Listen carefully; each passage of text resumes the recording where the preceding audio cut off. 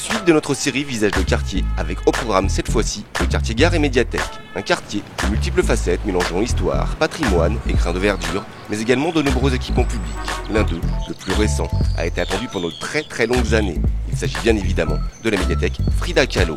Lorsque nous nous sommes installés ici il y a 35 ans avec ma femme, on pensait pouvoir y emmener nos enfants et maintenant nos enfants ont un peu grandi et on a enfin cette magnifique médiathèque Frida Kahlo. Bien évidemment, on est content pour les Chilicois et pour tout le nord de l'Eurométropole que nous ayons enfin ce bâtiment emblématique. Sur le parvis d'une église, qui a aussi été la première église catholique fondée à Schiltigheim. C'est une église qui n'est même pas achevée.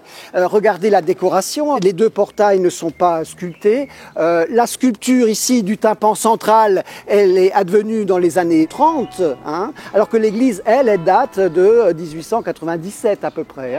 Et le clocher a été commandé en 1928 pour abriter justement les cloches de cette paroisse. Vous vous souvenez qu'il y a eu des fouilles archéologiques préventives et on a trouvé quand même des choses assez extraordinaires, notamment le fameux bunker, très vaste, très original, assez rare. Ici, 2 galeries parallèles avec des pièces adjacentes, donc c'est un ensemble tout à fait extraordinaire. Mais à Schiltigheim, plus on creuse et plus on trouve, on a trouvé des ossements du néolithique. Si les travaux de la place de l'église ont pris du retard suite à ces découvertes dans les sous-sols, l'aménagement est quasiment terminé. Largement végétalisée et uniquement piétonne, elle offre un lieu convivial et apaisé, propice à la détente. Ici, il faut se rappeler qu'il y avait un supermarché pas très joli il y a pas si longtemps que ça. Maintenant, on est sur quelque chose de piéton. L'idée ici, c'est d'en faire un lieu vraiment qualitatif. Il y aura la mise en place de mobiliers qui seront faits à partir des pavés qui ont été retirés de devant l'église. Donc on aura un peu l'histoire de la place qui va se retrouver dans ce mobilier. On va avoir un très bel éclairage parce qu'on aura 2 types de lampadaires. On va avoir la skyline de Schillig qui va être dessinée dessus. Donc ça sera quelque chose vraiment 100% chilicois. L'éclairage public justement, véritable préoccupation de l'équipe municipale, il fait l'objet de nombreux aménagements pour, entre autres, permettre de faire des économies d'énergie ou bien réduire la pollution lumineuse. Exemple concret avec l'extinction d'un lampadaire sur 2 à partir de 23 h. C'est pas tout à fait juste quand on dit une lampe sur 2. On éteint les lampes en milieu de rue, mais on laisse tout le temps les lampes aux intersections et au carrefour. Toutes les lampes sodium qui sont en fin de vie et sont remplacées tout le temps par des lampes LED maintenant. Et avec le LED, on peut aussi choisir la teinte. Donc on est sur du 2700K. C'est une teinte un peu jaunâtre qui n'est pas agressive pour la biodiversité. En sachant qu'à chaque lampadaire, il y a à peu près 400 insectes qui meurent chaque nuit. Les chauves-souris en pâtissent. Et du coup, s'il y a peu de chauves-souris, les moustiques, dont le moustique tigre, peuvent se développer encore beaucoup plus. La biodiversité, eux, ils connaissent au Jardin de Lettres. Situé dans le parc de la Résistance, ce jardin partagé de 3 arts est mis à disposition par la ville de Schiltigheim. Il permet aux membres de partager, d'échanger et de cultiver cette surface en plein cœur de la cité. C'est notamment la période de Covid qui a fait qu'on a créé ce petit groupe, l'envie de sortir de chez soi. On est une petite vingtaine de membres. L'idée, c'est de jardiner au plus naturel, avec ce qu'on a. Par exemple, la haie, le tour du jardin a été créé grâce à une haie sèche. Donc on a récupéré des branches et tous les ans, on récupère des branches qu'on met dans cette haie. On fonctionne au plus naturel et effectivement en permaculture avec essayer d'utiliser le moins d'eau possible, trouver des solutions en fait, de s'adapter au changement climatique. On s'est vraiment connus ici autour d'un même projet. On n'y vient pas que pour jardiner tout seul dans son coin, on y vient parce qu'on sait qu'on va trouver telle et telle personne, on va pouvoir échanger, on est de tous horizons, de tout âge. Un peu plus loin du parc de la Résistance, à rue de Wissembourg, se cache un petit bâtiment datant de 1923. Un établissement de bienfaisance au siècle dernier avec, pour nom, la goutte de lait.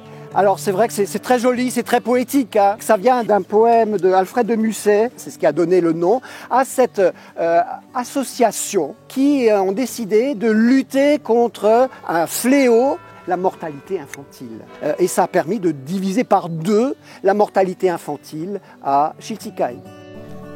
Ce tronçon de la rue de Wissembourg, où se trouve la goutte de lait, est en pleine transformation. Terminez les voitures, place aux vélos et aux piétons. Véritable trame verte, cette portion permet de façon apaisée de rejoindre la place de l'église depuis le parc de la Résistance. On aura maintenant une rue qui sera plus accessible aux voitures, si ce n'est aux habitants qui peuvent rentrer chez eux. On a décidé de planter 6 arbres, plus des arbustes et aussi des plantations de type vivace. Donc c'est vraiment avoir une volonté d'apaisement de la zone, que ça soit sur cette partie de la rue de Wissembourg, mais ça rejoint aussi ce qu'on a fait comme aménagement au niveau du passage l'allée Georges Vaudely, où là aussi on était de quelque chose de 100% minéral. Là on se retrouve maintenant avec un passage qui est beaucoup plus apaisé, avec la plantation aussi d'une vingtaine d'arbres, le maintien de tous les arbres à qui on a redonné un peu de vie en enlevant tout l'enrobé qui était autour de leurs pieds, en remettant de la terre pour pouvoir un peu leur redonner de l'énergie. C'est également dans ce quartier que la Vélostrace 2 va trouver sa place. Ce projet d'aménagement cyclable qui permet de relier Chilique d'est en ouest, et cela de manière sécurisée, est très attendu des cyclistes. Pour pouvoir enfin circuler en sécurité de l'est à l'ouest, la Vélostrace commencera donc tout à fait en bas au niveau du pont de l'école Pfeuler, rue de la Zone, rue de Beach, rue des Vosges à Schultigheim, puis après on prendra à gauche par la rue de Lauterbourg pour aller de l'autre côté vers le quartier des Écrivains et Leclerc. Les cyclistes seront prioritaires des deux côtés de la voie et les voitures devront donc se ranger derrière le cycliste. C'est à un moment donné, il y avait 2 voitures qui arrivaient de front. Et tout ce que j'espère, c'est que cette Vélostrace 2 soit aussi intéressante et aussi utilisée que la Vélostrace 1, qui est une belle réussite. Peu ou pas connu des Chilicois, le centre technique municipal regroupe de multiples corps de métiers.